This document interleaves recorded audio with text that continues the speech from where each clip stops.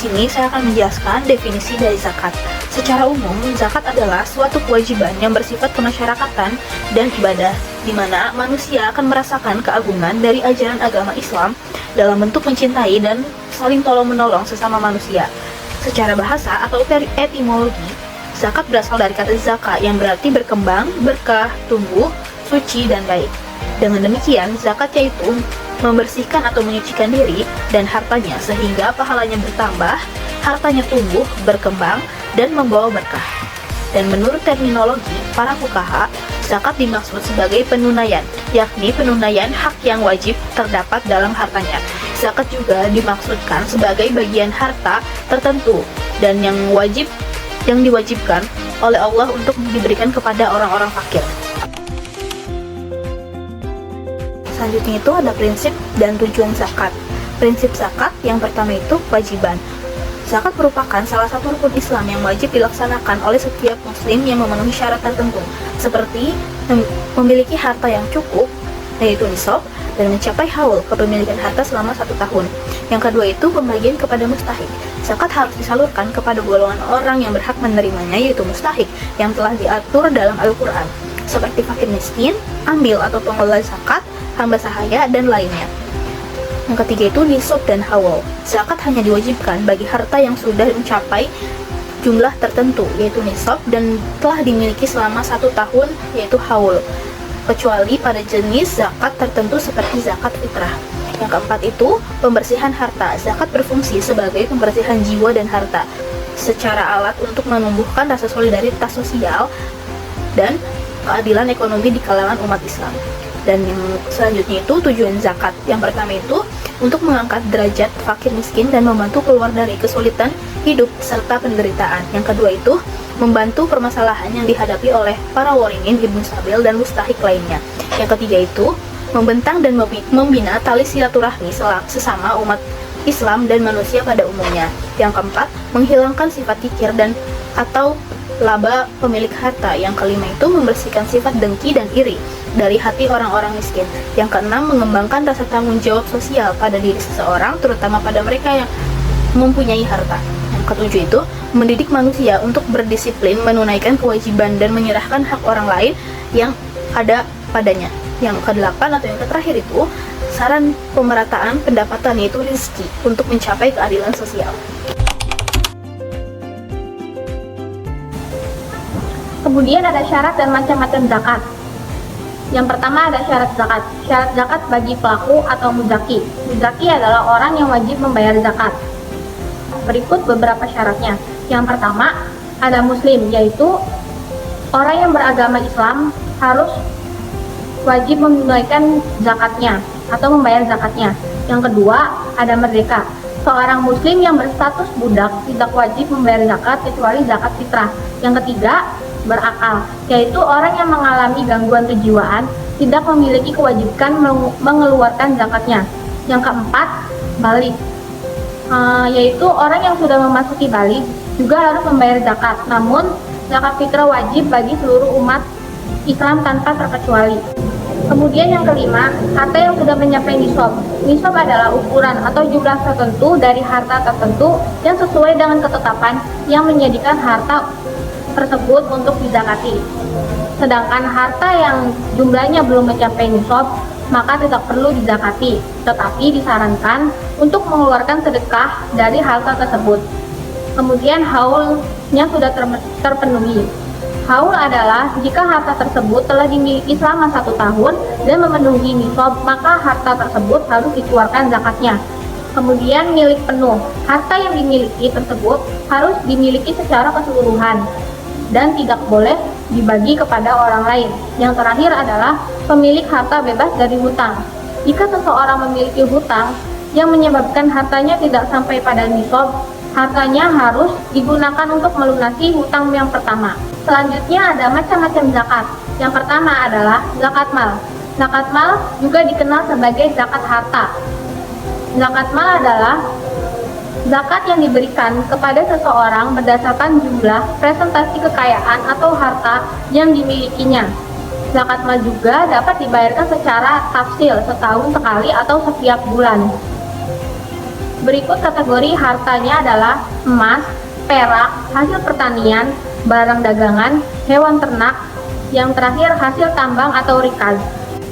Yang kedua ada zakat fitrah. Zakat fitrah adalah zakat yang wajib dibayarkan oleh setiap umat muslim, baik laki-laki maupun perempuan, yang dibayarkan setelah bulan Ramadan atau sebelum pelaksanaan sholat Idul Fitri.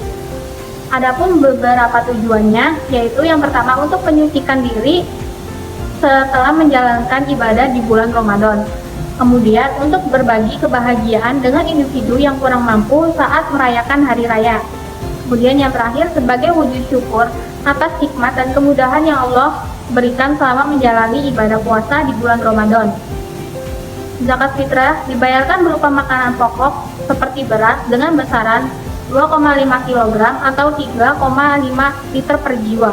Namun, zakat fitrah juga bisa digantikan dengan uang yang memiliki nilai sama dengan harga bahan makanan pokok.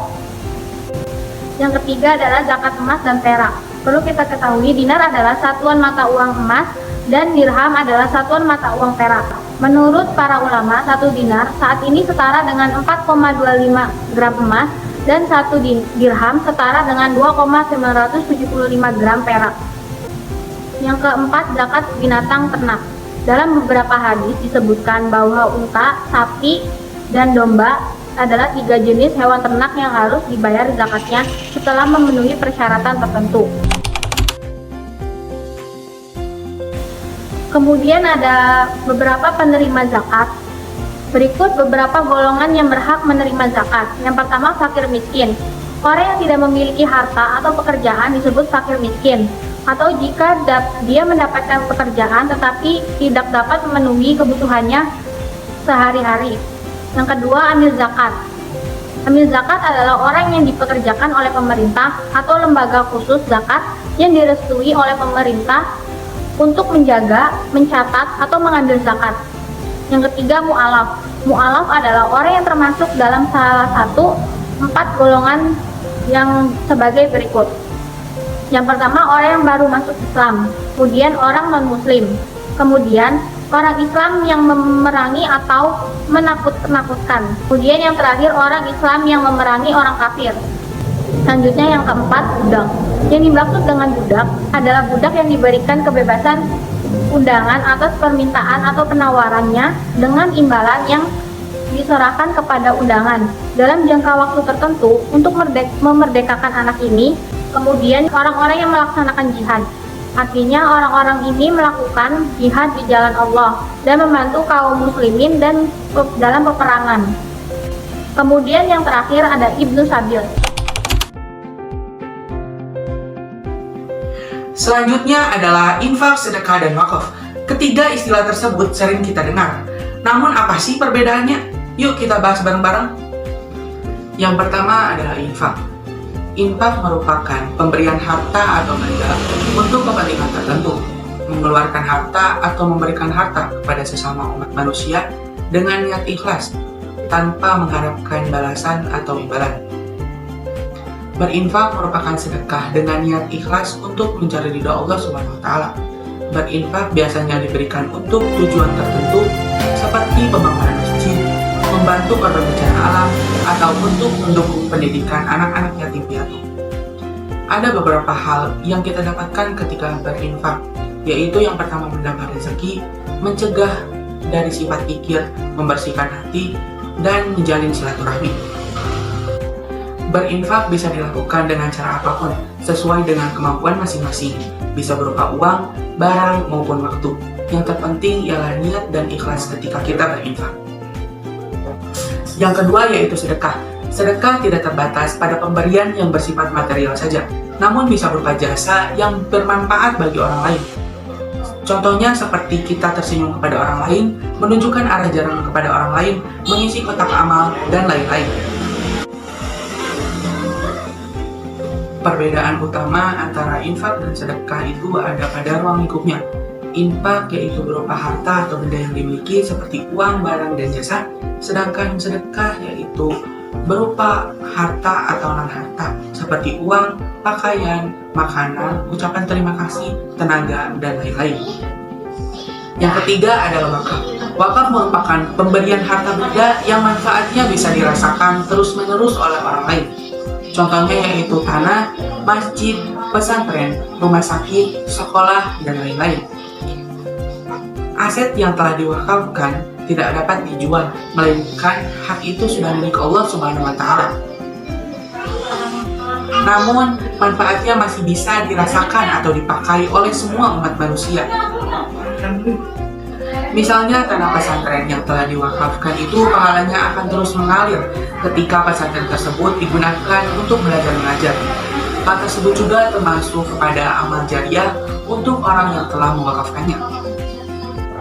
Syarat wakaf yang pertama yaitu adanya wakif atau orang yang mewakafkan, yang kedua yaitu mauquf bih atau harta benda yang diwakafkan, yang ketiga yaitu nazir, pengelola wakaf, dan yang keempat yaitu sigor atau ikrar wakaf.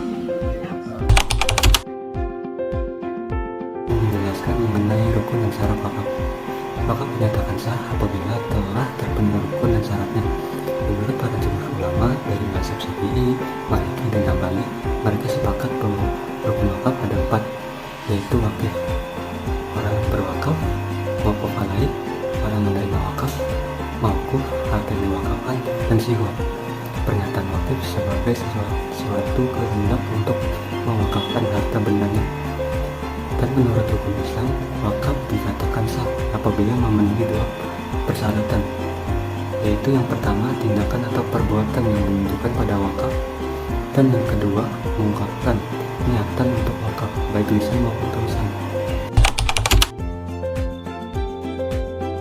Ya, selanjutnya adalah pajak dan zakat. Persamaan zakat secara konsep zakat dan maupun pajak merupakan suatu iuran yang dibayarkan masyarakat guna dikelola dan didistribusikan oleh negara. Secara perumpamaannya, zakat untuk disalurkan kepada 8 asnaf, sedangkan pajak dapat digunakan untuk pembangunan negara guna memvalidasi warganya. Adapun persamaan zakat dan pajak menurut Zainullah adalah sebagai berikut. Zakat dan pajak bersifat wajib dan berkembang. 2. Pengumpulan zakat dan pajak dilakukan oleh lembaga resmi agar perkumpulan maupun penyalurannya berjalan dengan lancar. 3. Negara dengan persamaan Islam, main zakat dan pajak dikelola oleh negara. Yang terakhir adalah zakat dan pajak berlanjutan untuk menyelesaikan permasalahan ekonomi negara.